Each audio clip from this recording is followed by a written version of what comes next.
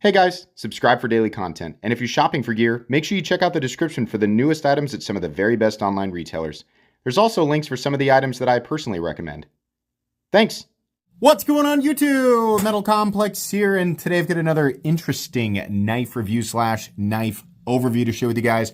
This is the limited edition WE Orpheus. Now, I get that this is definitely going to be a polarizing aesthetic, and I can tell you I have links for this in the description, and yes, there are multiple variants of it, so if you are not the biggest fan of jungle, bronze, and black, I get it.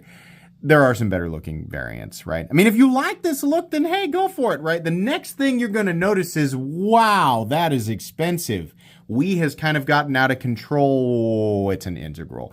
Yeah, that, for me, is a massive factor when it comes to value. Now, if you're not big on integrals, or if you're like, what's an integral?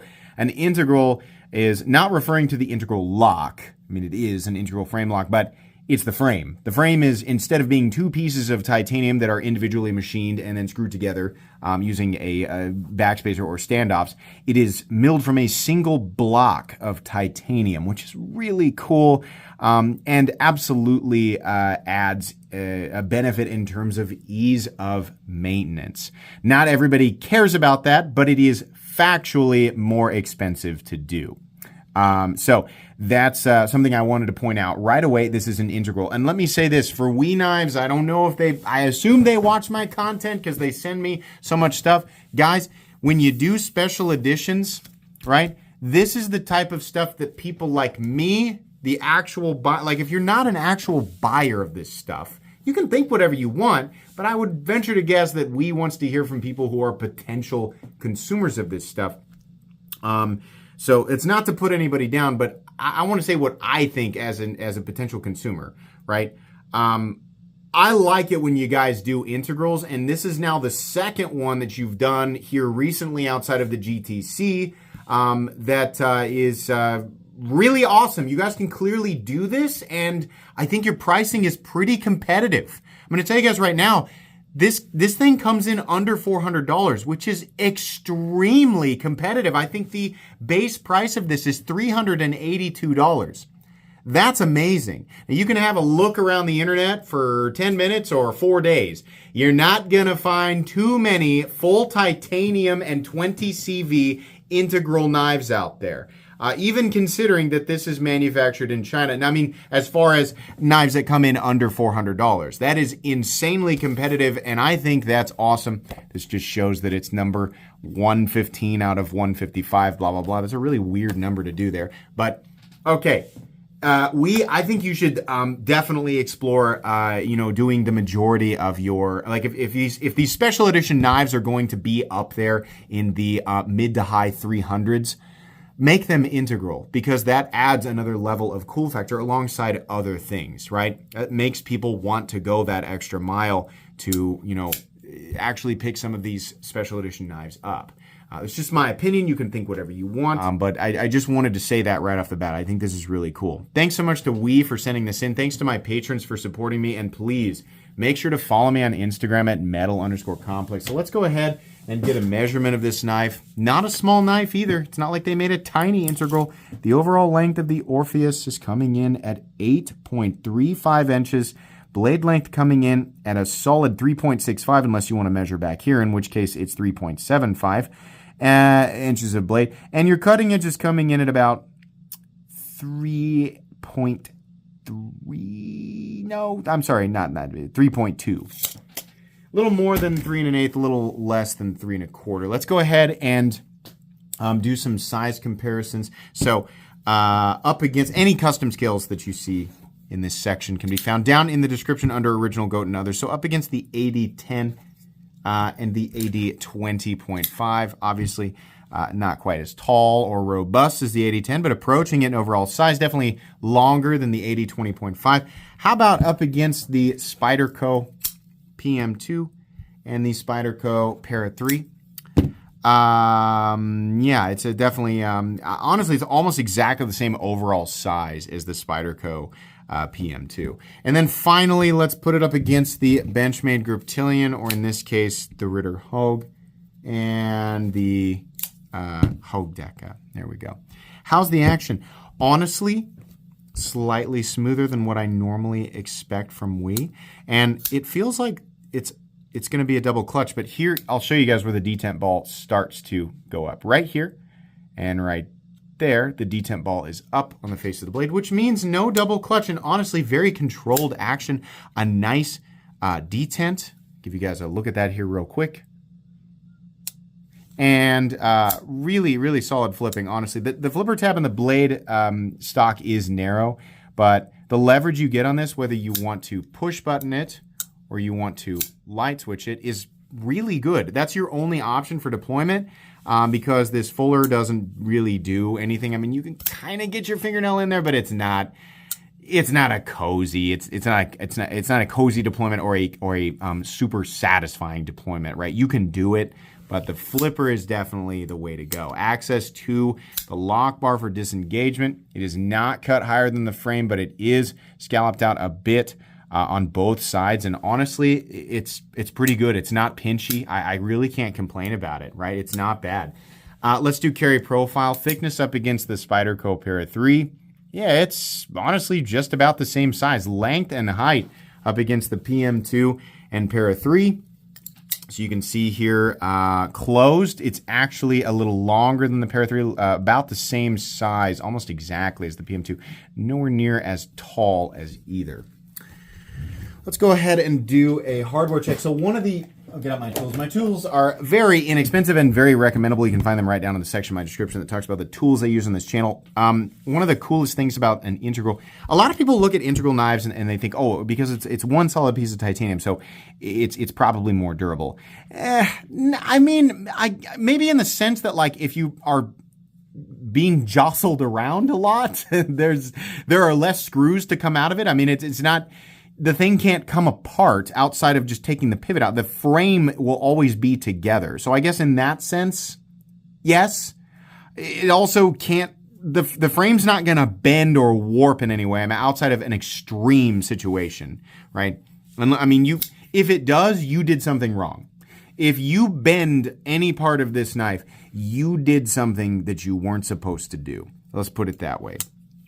But titanium integrals specifically have added heft to them. So there is that feeling of, oh, this is a robust, right? Obviously the bigger the knife, but had they done this with just a backspacer or standoffs, it would feel slightly less robust. Having one solid piece of titanium does make it feel a bit more robust, but really the benefit is the ease of disassembly, because there's really just one step. It's the pivot.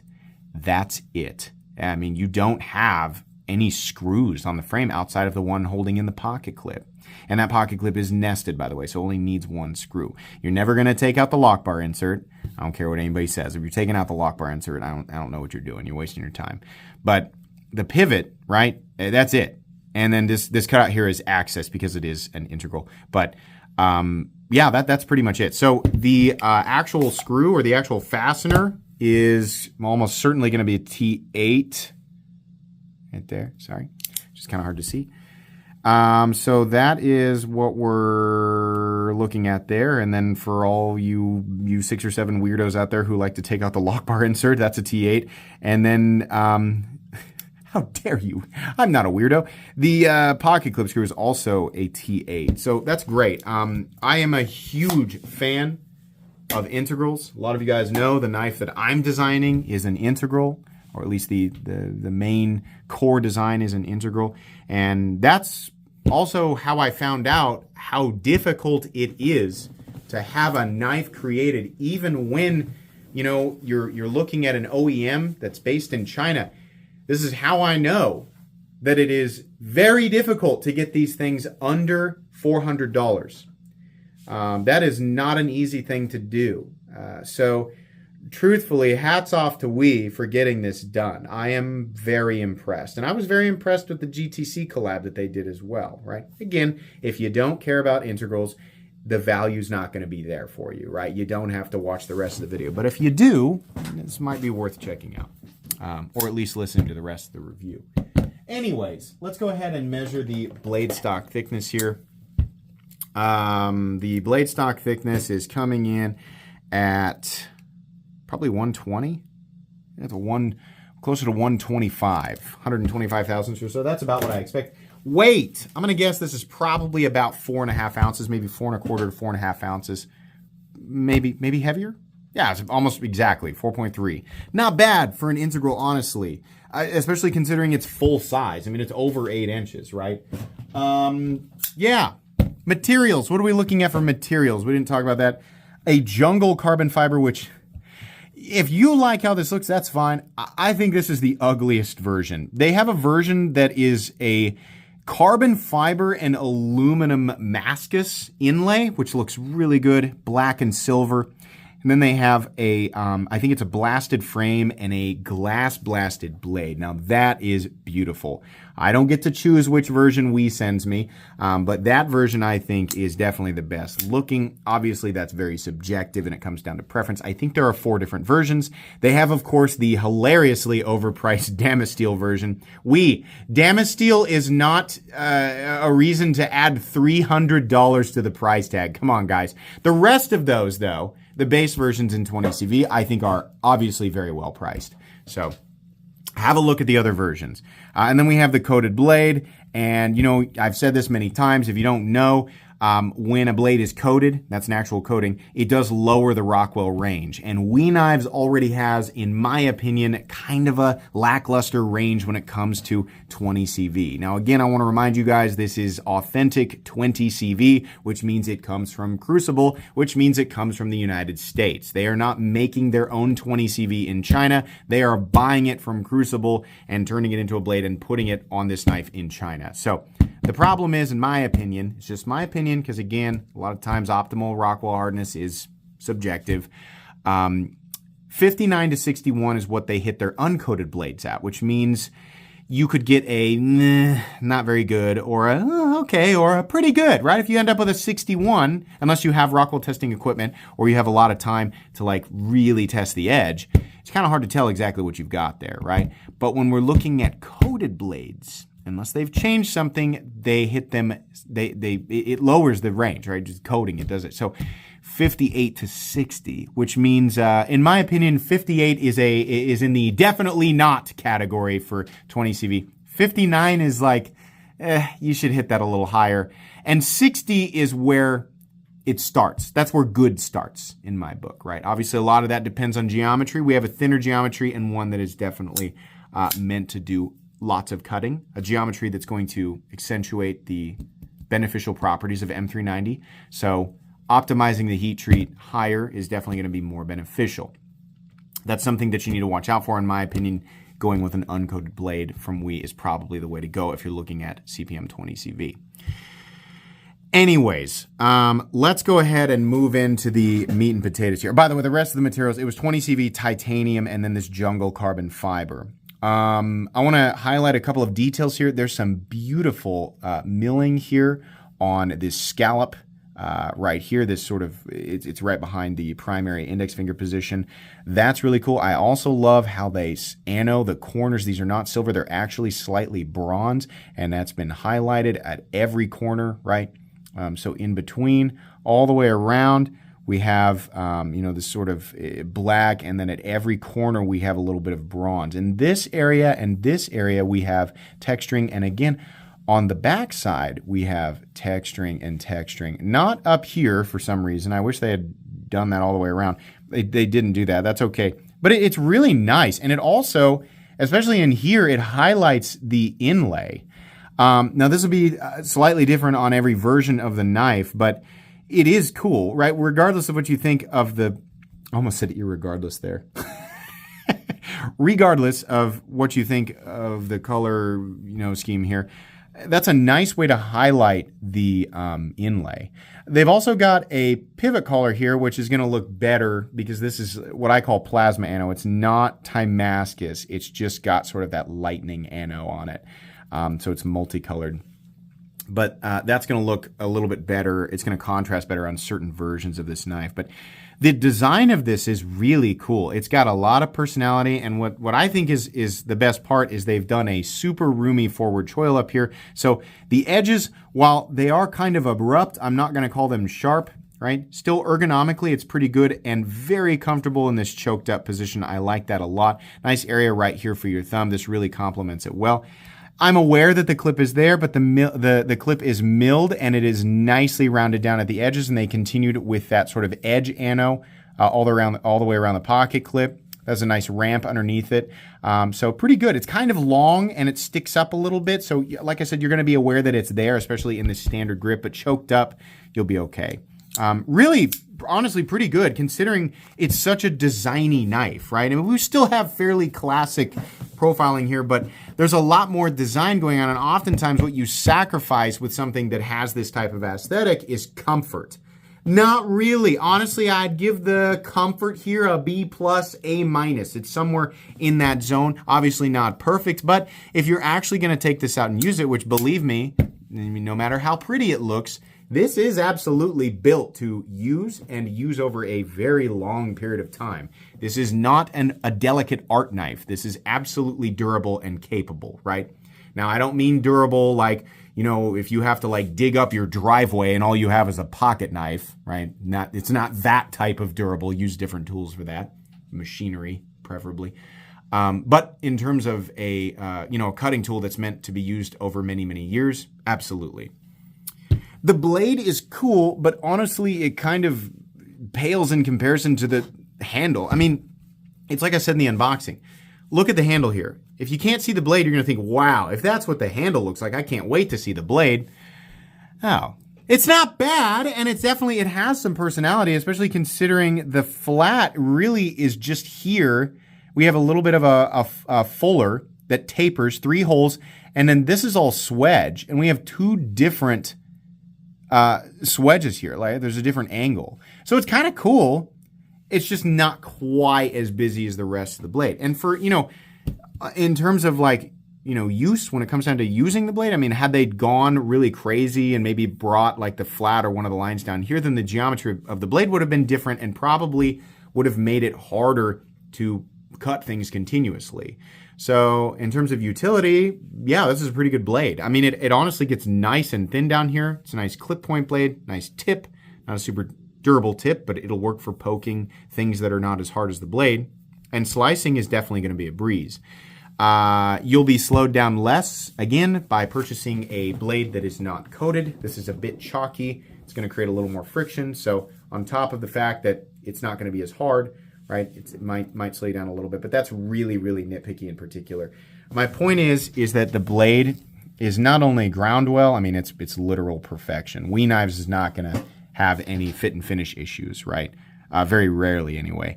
But it's also nice and thin behind the edge. I'll give you guys actually a look there. That is quite thin, so very, very slicey. But yeah, I mean, does the blade need to be busier? I mean, again, that's going to be up to the individual. I was just kind of shocked, when I unboxed this thing, I thought, wow, there's a lot going on here. I mean, there's no part of the knife, even the back. It's always interesting to see what the company will do on the spine of an integral, because this is an otherwise just empty area. So we have 6 holes here, Krillin's forehead, and then we have a fuller, right? Angle change, 3 more holes, and another fuller, this is cool. And combined with the texturing that's on either side is really neat. But it's so busy and designy down here, and you get the blade out, and there's just not really a whole lot going on. So it's weird, the contrast there. But hey, if you like it, then there you go, right? There's a lanyard hole back here, great. There's no pocket clip position for the show side.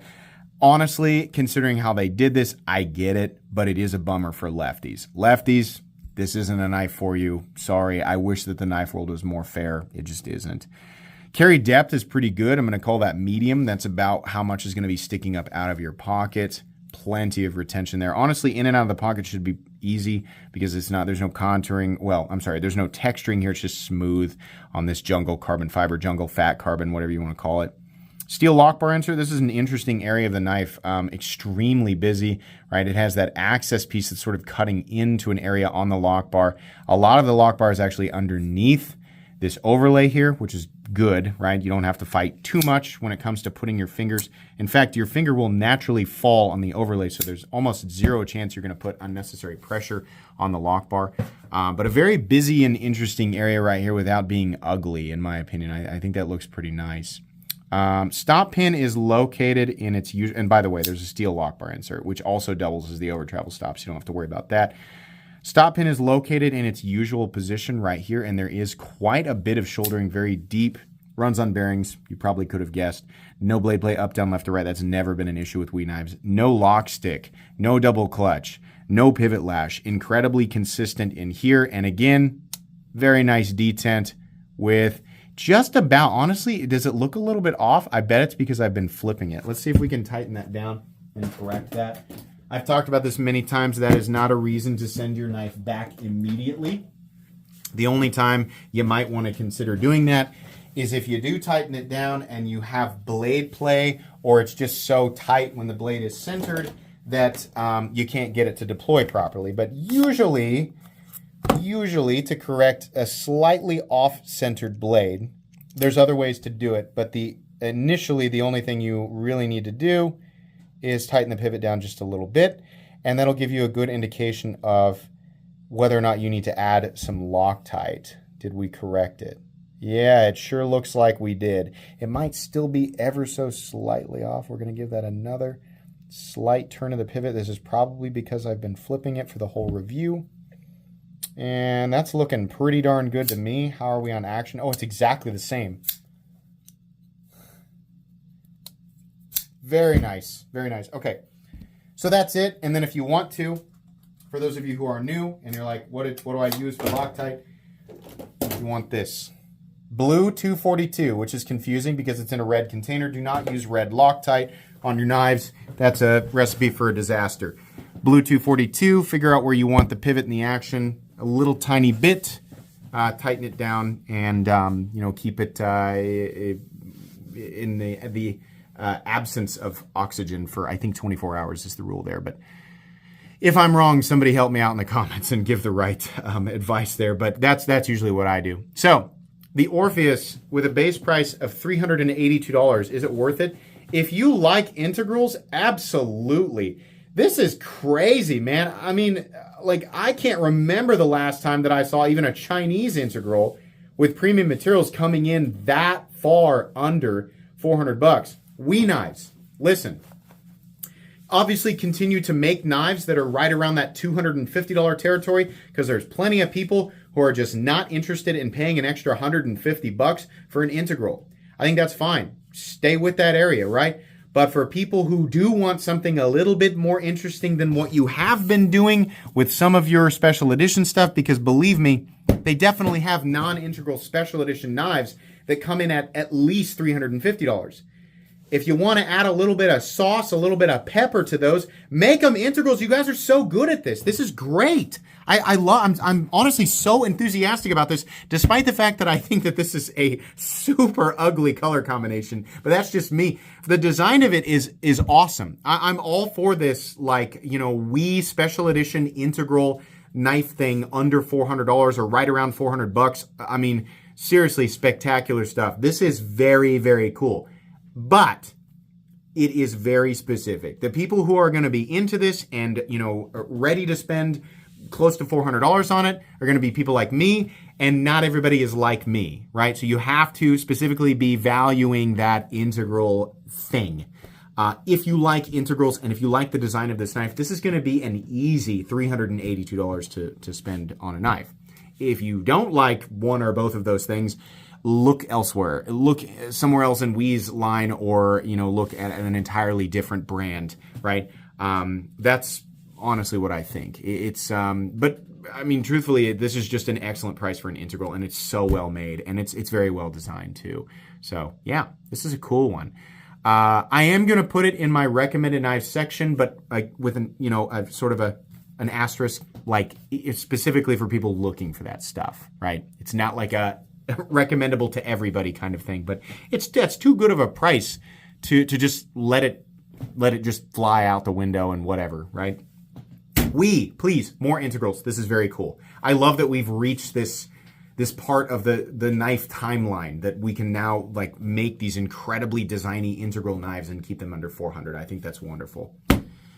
Please make sure to follow me on Instagram at metal_complex. If you enjoyed this video, leave a like. If you'd like to check out my other content, I do, of course, have lots of videos of knives that are either expensive or inexpensive that I do or don't like, so check those out. And if you enjoy all my content, go ahead and click on that Metal Complex logo right there and subscribe because there's definitely more coming. Thanks again for watching, everybody, and have a great day.